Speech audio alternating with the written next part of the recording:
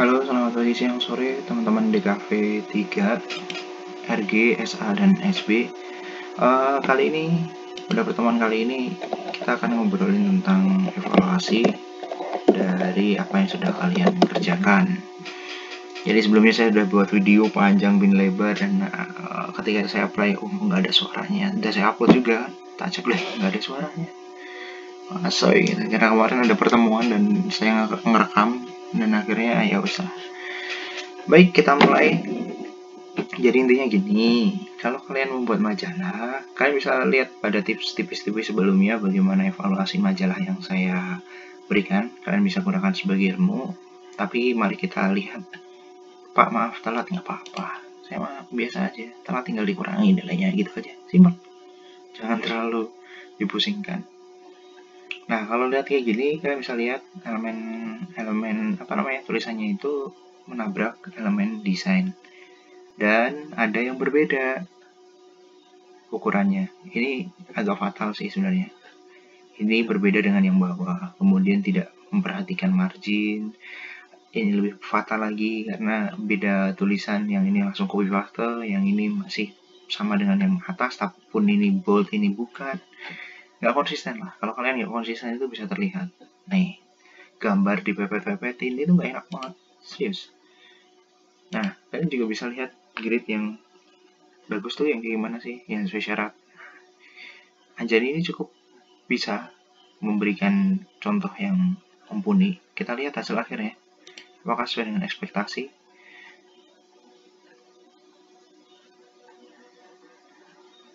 Oke. Kita lihat apakah ini sama dengan yang ini. Sepertinya setipe. Semoga benar-benar setipe. Nanti tolong evaluasi apabila saya salah. Dan 5, 6. Ya, kalau depannya nggak ada, kalau ada cover, udah belakangnya juga kasih cover dong, nggak lebih enak. Bagus. Tri Octaviani. Ini juga yang saya contohkan pada video sebelumnya. Jadi saya berikan contoh ini untuk memberikan konstruksi layout yang sesuai. Lihat, tulisannya sama. Tapi apa yang berbeda di bagian bawah? Hati-hati beracun. Dan ini menggunakan font type sans serif. Dimana di depan itu menggunakan serif. Bagian ini yang sans serif. Hanya saja di bagian ini itu sebagai hiasan, tapi di sini sebagai konten. Dan itu harusnya kamu menggunakan bentuk-bentuk yang serif, sama sekeluarga gitu. Kita lihat yang lain, yang ngirim di 14 tugas grid. Ini grid sistem cukup menyenangkan. Ramadan Mahesa, kita lihat sesuai dengan konsep, sesuai dengan apa yang saya inginkan. Tapi yang jadi masalah itu adalah apabila dia misalkan di review ini, yang sebelahnya jangan full ya, karena itu merupakan subjudul. Review kan subjudulnya, judulnya The Scream. Nah, ini bisa kalian gunakan. Kemudian tadi udah sesuai konsep, kita cari yang tidak sesuai konsep. Adakah? Nah, ini saya agak bingung nih. Desainnya outline, tapi outline-nya itu menyatu dengan background. Kemudian beda tulisan, tadinya seni fotografi, seni kaligrafi, terus kemudian berubah. Nah, ada satu hal yang penting, ketika kalian membuat layout itu jangan sampai tabrakan ya. Jangan sampai tabrakan antara garis, antara elemen desain dengan tulisan, karena itu cukup fatal. Oh, niatnya kaligrafi, begitu ceritanya. Oke, nggak apa-apa. Kita lihat yang lain. RG, kita lihat hasilnya A. Adakah yang tidak sesuai? RB cukup bagus. Jadi kalau kalian bisa lihat contoh penggunaan grid yang grid system ya, karena ini dinamakan grid system. Sistem grid itu adalah sistem bantu yang memiliki sistem yang teratur, yang punya bentuk yang konstan. Itu namanya grid system. Kalau grid hanya grid aja, itu bagiannya adalah misalkan punya siapa ya, Sopiadi ini kayaknya sesuai deh, harusnya. Nah kayak gini sesuai, tapi aturannya apakah 3? Nah ini kan manual dia, ngegridnya manual, dan ini repot banget, wasting time banget. Ada cara cepatnya kok, udah saya kasih tahu di video-video yang lain dan juga di kelas. Kemudian jika di kelas tipis-tipis juga sudah saling share antara satu dengan yang lain, tapi masih menggunakan hal-hal kayak gitu. Nah bisa teknik kayak gini nih, kayaknya ini niru si Ray deh, tapi nggak apa-apa daripada nggak niru. Dan yang penting lagi adalah gunakan gambar itu jangan di stretch itu ditarik tuh kayak gini, kelihatan gemuk kan, kemudian dipepetin, itu nggak enak banget cuy. Kalau yang punya tahu itu berasa apa namanya, berasa kok gue diginiin ya gitu. Kita lihat yang lain, tugas 3-nya. Nah ini juga sama sesuai dengan grid, ada margin, ada gutter, ada kolom, bahkan ini menggunakan raw. Dan penempatannya, ini teknik penempatan yang lain. Jadi kalian bisa menggunakan setengah dari kolom untuk starting. Apakah itu melanggar? Enggak juga. Itu lebih bagus juga karena grid system itu kamu bisa menempatkan dia pada awal kolom, tengah kolom, atau akhir kolom. Asal jangan menabrak, ditempatkan di gutter atau jarak antar kolom. Nah, biasanya kalau di gutter itu akan agak kurang sesuai lah. Nah, ini juga bisa di akhir tuh, maksudnya di bagian kanan quote ini. Itu bisa. Jadi kalian juga bisa memberikan space, karena itu penting juga. Atau kalian memepetkan, dipepetin. Gitu. Penting tuh kayak gini. Kita lihat yang lain. Linda nih, saya cukup tahu progresnya. Nah, lihat sih. Kalau kalian tidak menggunakan grid yang sesuai atau grid system itu bentuknya kayak gini, bagus nggak? Bagus kalau mau dibagus-bagusin, tapi lihat, hanya sekedar ditempel, tidak memiliki konektivitas. Oke, jadi silakan untuk diedit. Si Ray juga sama, dia juga makanya saya bilang kayaknya niru dari sini daripada hanya saja punya wise yang lebih jelas, karena di Ray ini marginnya itu masuk dalam gridnya. Itu saya nggak ngerti apakah ada di luar ini juga ada margin atau memang sengaja kayak gini. Kecuali kalau memang sengaja kayak gini dan di luarnya ada margin tambahan, nah itu beda lagi. Gitu. Si Faiz juga sama. Kita lihat gridnya. Ya, masih sekedar grid, ngasal aja. Yang penting nempel. Tapi sudah memiliki konsep ya, antara kiri kanan tuh ada kesamaan. Saya rasa Faiz mulai memahami bahwa ketika membaca itu, ya kalau yang bagian kiri agak ke kiriin, bagian kanan ya agak ke kanan. Itu akan memunculkan yang namanya balance atau keseimbangan yang tidak simetris atau asimetris. Penting juga hal-hal kayak gitu, mempertimbangkan layout. Nah, kayak gini juga bisa kalau kalian mau pakai grid. Tapi tampilan. Dan lihat, nah kayak gini nih, ini udah bagus. Bagian ini orangnya di stretch gitu, orangnya ditarik, nggak enak banget, serius.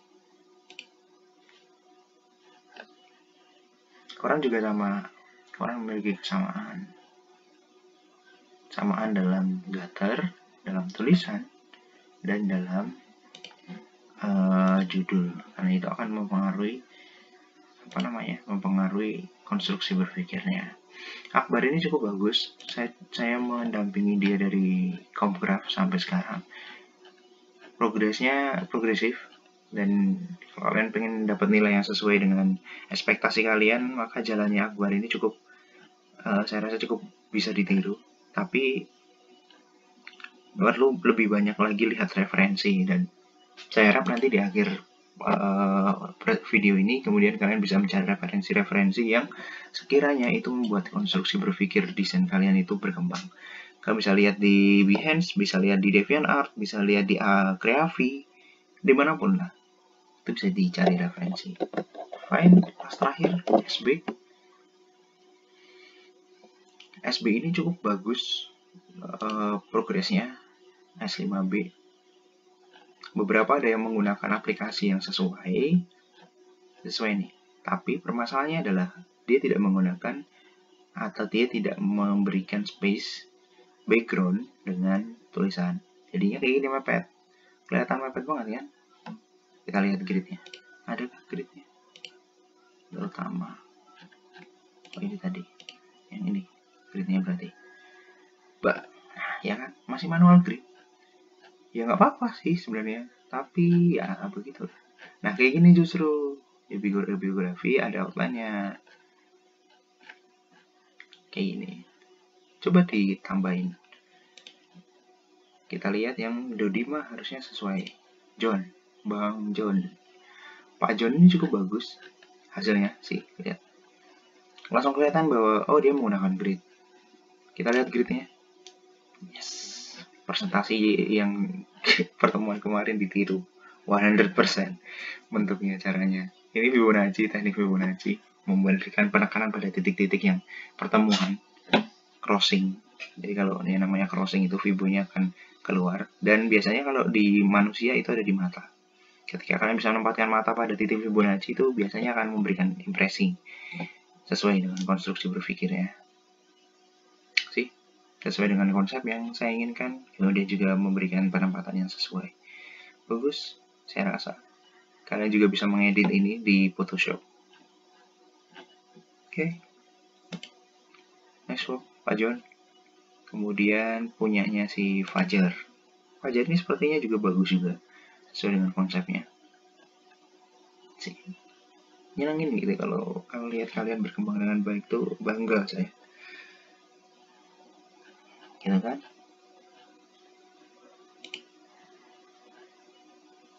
Nah, kayak gini nih. Boleh menggunakan sebanyak ini juga boleh, nggak apa-apa kalau kalian itu. Nah, gimana caranya? Mari kita nanti undang teman-teman yang bisa grid untuk ngobrol, paksa dia untuk ngobrol. Dan kalian juga bisa memberikan masukan kepada masing-masing dari kalian. Next, kita di kelas akan ngobrolin tentang bagaimana konsep kalian dalam membuat desain, tapi kita akan berbasis pada orang lain. Jadi kalau bentuk-bentuk desain yang kalian buat kayak gini itu, harapannya adalah kalian memiliki konsep layaknya di DKV 2. DKV 2 kan kalian diajari mind mapping, kalian juga diajari thumbnailing, juga diajari bagaimana membuat desain yang kalau kemarin logo itu bisa diaplikasikan desain yang lain. Nah, harapan saya untuk yang DKV 3 ini harusnya melanjutkan itu. Jadi kalian membuat tugas itu sudah terkonsep bentuknya, nggak asal gitu. Terkonsep, bukan hanya sekedar langsung di depan komputer kemudian selesai. Karena kalau lebih mudah kalau kalian buat dulu sketsanya, baru kalian aplikasikan. Secara teknik cuma gitu aja, teknisi nggak terlalu sulit. Yang sulit itu bagaimana membuat konsepnya. Ini bagus nih, suka saya bentuknya. Permasalahannya kalau kalian membuat sesuatu itu nggak sesuai dengan konsep. Nah, kayak gini nih, asal tempel aja. Ini menggunakan sans serif, ini menggunakan serif, ini menggunakan sans serif, ini beda tulisannya. Ini ditabrakin elemen desainnya, belakangnya dikasih baik. Ya kan? Ya kayak gini nggak menggunakan konsep, hanya sekedar nempel aja. Itulah yang membedakan antara seorang desainer S1 dengan lulusan SMK. Karena desainer S1 itu mainnya di konsep. Kemarin saya juga baca di Quora ada yang ngomongin tentang boleh nggak sih kita menggunakan seorang DKV itu menggunakan Canva gitu, Canva atau alat bantu yang lain, misalkan Instagram template dan lain sebagainya. Boleh baik.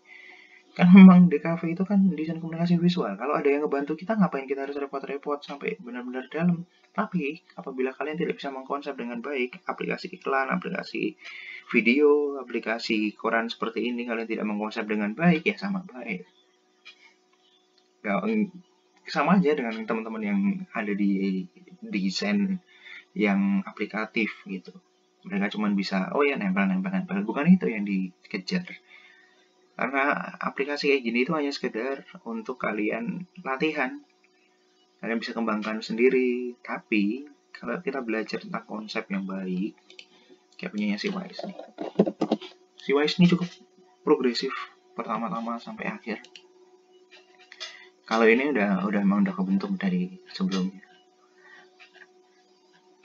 Mulai ada konseptual, kalau kalian lihat sebelumnya semester kemarin itu lebih tidak tertata daripada sekarang, tapi sekarang udah mulai menggunakan konsep yang menyenangkan, ya kan?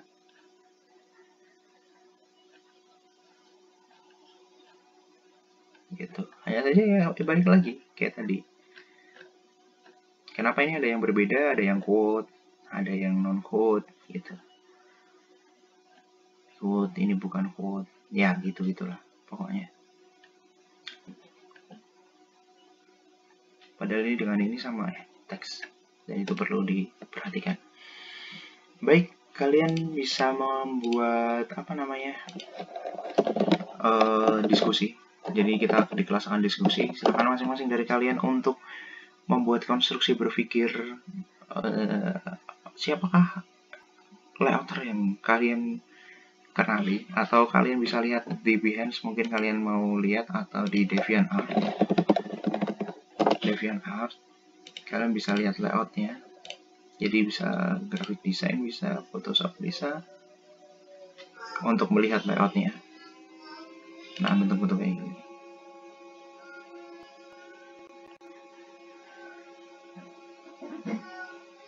Sih, aplikasinya tuh ada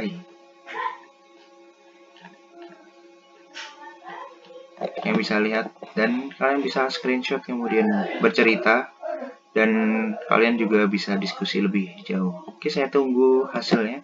Siapakah layouter yang jadi inspirasi kalian, dan juga kalian juga bisa memberikan contohnya dia atau cara berpikir dia dari web manapun. Saya nggak membatasi. Silahkan bercerita di grup WhatsApp. Saya akan menanggapi ketika kalian sudah upload. Oke, thank you dan selamat siang, pagi, sore.